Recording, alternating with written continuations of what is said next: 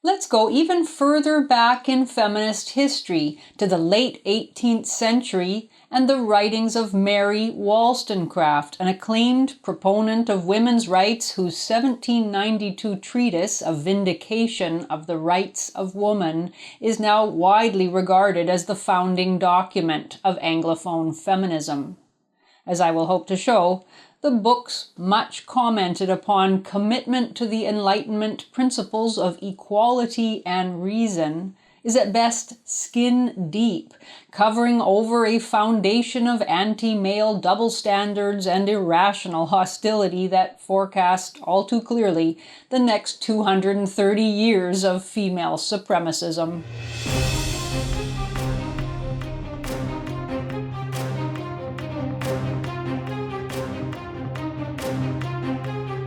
I'm Janice Fiamingo, and this is the Fiamingo File 2.0. Mary Wollstonecraft is a feminist foremother, praised by, amongst others, Christina Hoff Sommers in her book Freedom Feminism for her egalitarianism.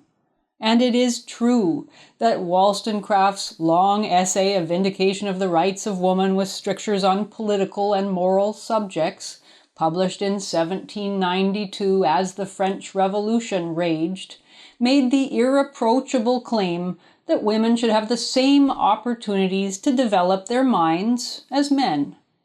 As we will see, however, this was only one claim within a framework of now familiar anti-male denunciation. In the essay, Wollstonecraft partially agreed with and partially objected to those authors of conduct books and other writings who claimed that women's main purpose in life was to be a companion to men. Yes, women were men's companions, Wollstonecraft assented, but they could be so only when they were men's equals. She thus chided political philosopher Jean-Jacques Rousseau, whom she otherwise admired, for expecting faithfulness from women who were not allowed to understand why faithfulness really mattered. She asked, quote, "How could Rousseau expect women to be virtuous and constant when reason is neither allowed to be the foundation of their virtue nor truth the object of their inquiries?" End quote.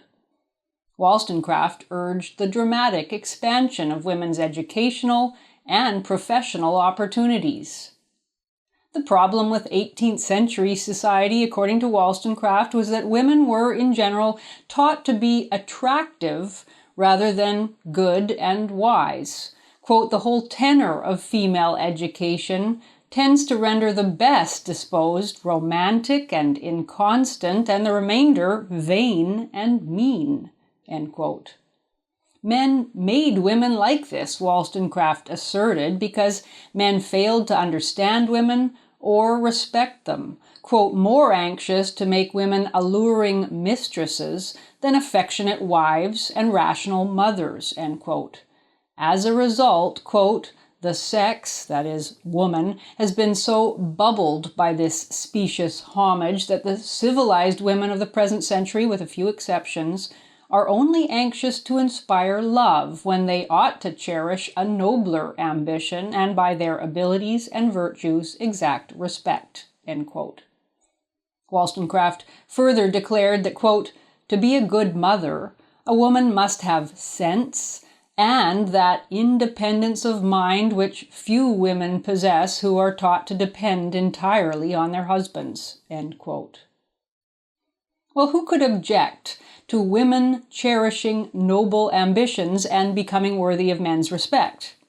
Wollstonecraft famously argued for the co-education of women and men on the basis that only when women were equipped with intellectual and economic self-reliance would they be able to truly fulfill their domestic roles. Quote, "If marriage be the cement of society," she wrote, "mankind should all be educated after the same model, or the intercourse of the sexes will never deserve the name of fellowship, nor will women ever fulfill the peculiar duties of their sex till they become enlightened citizens, till they become free by being enabled to earn their own subsistence independent of men." End quote. So far, this is all perfectly reasonable, with the rather large problem that Wollstonecraft never did address the significant tensions between what she called the, quote, peculiar duties, end quote, of womanhood, in other words, women's particular role in the family, and the very different masculine roles of public service, political life, academic study, and the conduct of business and the professions that she believed should be opened to women. And this tension would become one of the central, unresolved, perhaps unresolvable conundrums of feminist ideology to this day, justifying more and more convoluted demands and allegations in the name of equality, and more on this later. Yet even Wollstonecraft's lofty statements about rational education for virtue were buttressed by assumptions far less amenable to reason, not unlike how the commitment by the proponents of the French Revolution to liberty, equality, and fraternity ultimately coexisted with mass repression and violence. The French Revolution, which had begun in 1789 with the storming of the Bastille prison, is highly relevant to Wollstonecraft's program of female liberation, because as a progressive young intellectual of her time, 30 years old when the revolution began, she was deeply attracted to emancipationist projects, especially those that imagined a near-perfect new society arising from the rubble of the old. Wollstonecraft had already established herself as a pro-revolutionary political writer with her pamphlet entitled A Vindication of the Rights of Men, which was published in 1790 in angry response to Edmund Burke's conservative tract Reflections on the Revolution in France. In contrast to Burke's anti-revolutionary defense of custom and tradition, Wollstonecraft's vision was radical and utopian, looking to France as a blueprint for the future. Her feminism was possibly influenced, though this is not a certainty, by French feminist Olympe de Gouges, who had published in 1791 a pamphlet called The Declaration of the Rights of Woman and the Female Citizen, which criticized the failure of the revolution to liberate women. De Gouges was caustic and condemnatory, describing men as, quote, bizarre, blind, bloated with science, and degenerated into the crassest ignorance, end quote, and declaring in Article 4 of her declaration that nothing but, quote, perpetual male tyranny, end quote, had kept women from their natural rights.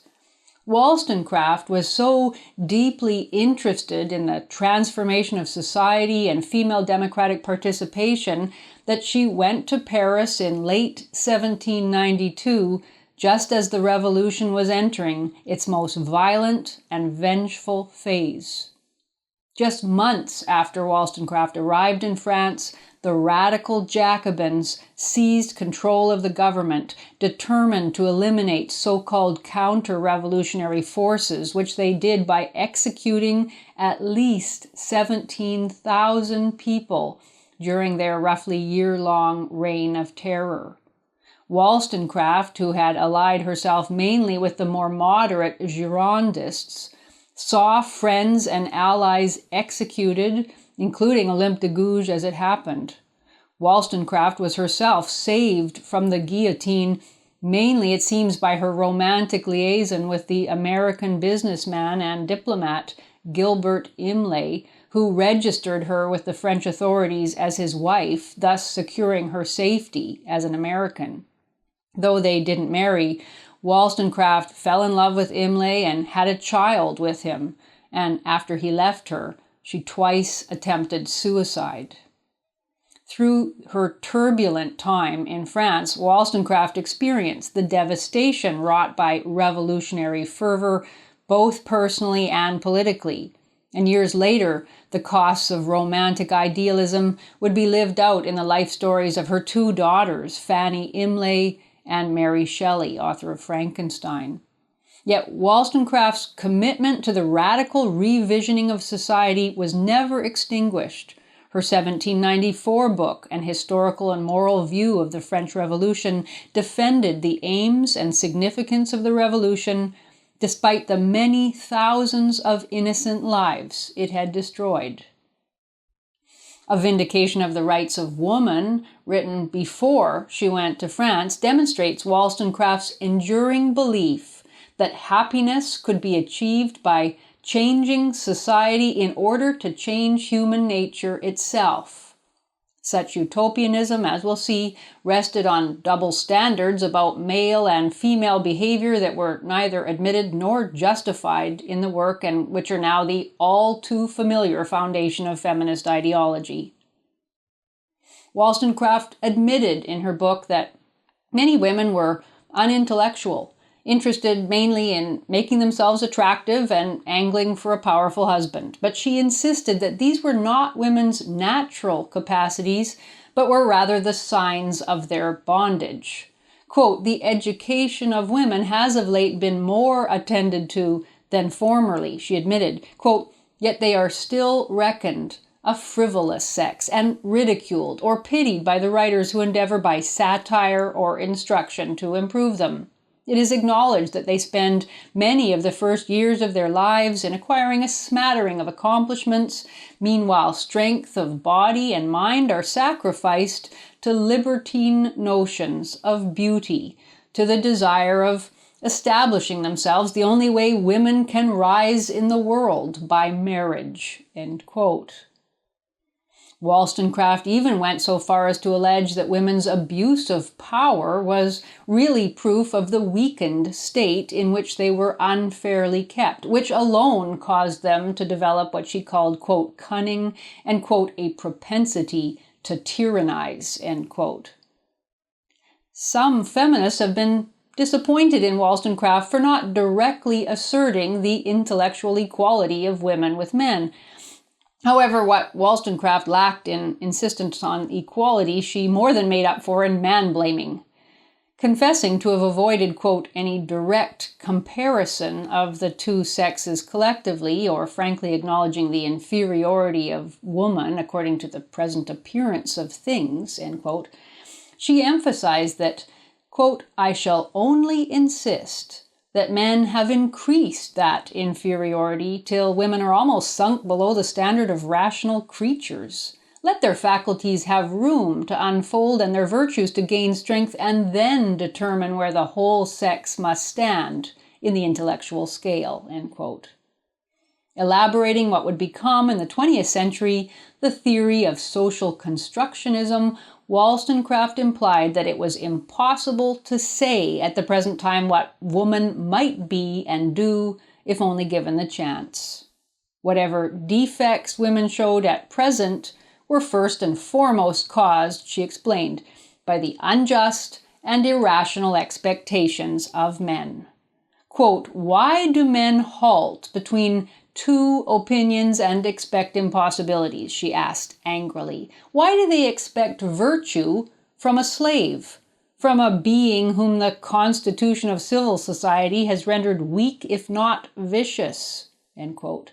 And she went on to predict that it would take a long time to change social prejudices. Quote, "It will also require some time to convince women that they act contrary to their real interest on a large scale when they cherish or affect weakness under the name of delicacy, and to convince the world that the poisoned source of female vices and follies has been the sensual homage paid to beauty of features, for it has been shrewdly observed by a German writer that a pretty woman as an object of desire is generally allowed to be so by men of all descriptions, whilst a fine woman who inspires more sublime emotions by displaying intellectual beauty may be overlooked or observed with indifference by those men who find their happiness in the gratification of their appetites. Who could blame women, Wollstonecraft was saying, for wanting to be beautiful and for not caring about virtue when men uniformly celebrated beauty and often ignored or even slighted virtue?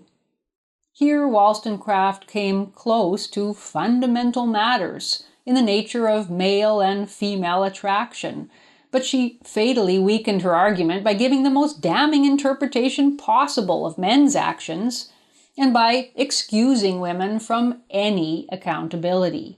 According to Wollstonecraft, there was in men's attraction to beautiful young women nothing healthy, nothing benign. It was merely what she called sensual, a gross physical appetite. As in nearly all future feminist analyses of the relationship between men and women, Wollstonecraft depicted women as reacting to a situation entirely created by men for men that women had played no role whatsoever in supporting. Whether women tended to prefer certain qualities in the men they married, Wollstonecraft wouldn't say and didn't care. So focused was she on identifying how men turned women into slaves, as she repeatedly called them, that she refused to recognize any form of female agency, or for that matter, limitations on men's freedom. Even overt demonstrations of female sexual power were interpreted by Wollstonecraft as evidence of their degradation. "I lament," she wrote, "that women are systematically degraded by receiving the trivial attentions which men think it manly to pay to the sex, when in fact they are insultingly supporting their own superiority. It is not condescension to bow to an inferior. So ludicrous, in fact, do these ceremonies appear to me that I scarcely am able to govern my muscles when I see a man start with eager and serious solicitude to lift a handkerchief or shut a door when the lady could have done it herself had she only moved a pace or two." End quote. Well, indeed, the woman could have done it herself, but didn't. Is the man truly degrading the woman when he performs actions of obeisance for her? Wollstonecraft's argument refused to recognize male need, solicitude, or protectiveness because these would complicate the stark picture she was painting. She continually mocked the idea that women ever wanted or needed male protection, or that such protection ever came as a real benefit to women or at a real cost to men. Quote, "In the most trifling dangers," she wrote scornfully, "women cling to their male support with parasitical tenacity, piteously demanding succor, and their natural protector extends his arm or lifts up his voice to guard the lovely trembler. From what? Perhaps the frown of an old cow, or the jump of a mouse." End quote. Well, were women then, for their own moral good, to be left defenseless in cases of actual danger? A charging bull, a venomous snake, or a sinking ship? Wollstonecraft ignored such a question, focusing instead on these minor acts of gallantry that she regarded as sexist insults. She wrote, quote, "When a man squeezes the hand of a pretty woman handing her to a carriage whom he's never seen before, she will consider such an impertinent freedom in the light of an insult, if she have any true delicacy, instead of being flattered by this unmeaning homage to beauty." End quote. In Wollstonecraft's view, what became, note, the standard feminist view of so-called benevolent sexism, all male expressions of attraction to women or care for them were merely means to subordinate them. Here we encounter in Wollstonecraft the deep irrationality endemic to feminist theory. Like many feminists who came after, Wollstonecraft envisioned a fantastical, redeemed world in which the passions of both sexes would be reformed, divorced from any bedrock in human nature, a nature that Wollstonecraft, in line with other Lockean philosophers of her time, saw as highly malleable. In her utopian realm, men would cease to be attracted by a woman's physical beauty, and women would cease to be pleased by male deference or attracted to male power. She went so far as to allege that once possessing their full rights, women would never exploit their sexuality or tryst with rakish men. Wollstonecraft's own self-destructive romantic choices of the American adventurer Gilbert Imlay, before him of the already married Swiss artist Henry Fuseli, these didn't seem to have been lessened by her highly developed intellectuality or her financial independence as a professional writer, but like most feminists, she could not or would not look squarely at how her wayward and passionate impulses contradicted her idealized imaginings of female rectitude. She believed in the potential of radical ideas to reform the world, believed even that good ideas could cure women of such faults as reckless emotionality and infidelity. She alleged that, quote, were women more rationally educated, could they take a more comprehensive view of things, they would be contented to love but once in their lives, and after marriage, calmly let passion subside into friendship, end quote. As if this total denial of female nature were not outlandish enough, Wollstonecraft even made the argument that when women were independent from men, they would be more affectionate and faithful. Quote, would men but generously snap our chains and be content with rational fellowship instead of slavish obedience, they would find us more observant daughters, more affectionate sisters, more faithful wives, more reasonable mothers, in a word, better citizens. We should then love them with true affection because we should learn to respect ourselves, end quote. Notably, Wollstonecraft did not explain how independence and opportunity would make women more rather than less content in their domestic duties, or more inclined to be affectionate and faithful to the beings she had characterized throughout her treatise as bigoted and exploitative. Men were simply to accept Wollstonecraft's undefended pledge. Quote, make women free, she exhorted, and they will quickly become wise and virtuous, end quote. The only point on which Wollstonecraft's treatise doesn't predict later feminism is in her insistence that education should encourage in women the domestic virtues of marital fidelity, motherhood, companionability, responsibility for raising children, and care of the household. All of these, as we know now, drop away almost entirely from later feminist discussion. But exactly what virtue would look like in women and how it would be encouraged or enforced, these are left conveniently vague in Wollstonecraft's treatise, which seemed unwilling to admit that greater freedom alone wouldn't improve women's character. Wollstonecraft was simply not prepared to consider that women were at least as likely as men to abuse power, especially if they could do so under cover of the innocent victimhood that Wollstonecraft and many others so assiduously promoted. Depressed from their cradles, as Wollstonecraft claimed women were, they could not be held responsible for their failures or bad actions. And 230 years later, with women now vastly outnumbering men at Anglophone universities and outpacing men in many areas of employment, we are still waiting for the time so long deferred when the moment of women's moral accounting will at last arrive.